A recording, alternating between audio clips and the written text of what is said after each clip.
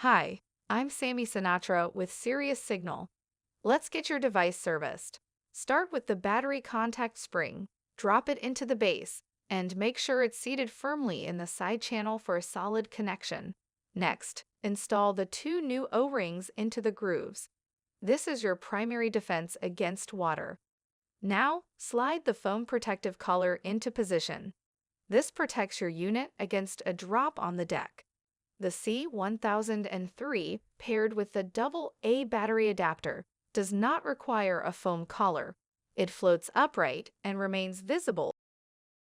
Load 3 fresh C-cell or 3 AA batteries using the adapter positive side up.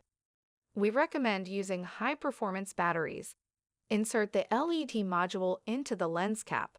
Align it carefully to maintain maximum light output. Thread the lens cap onto the body.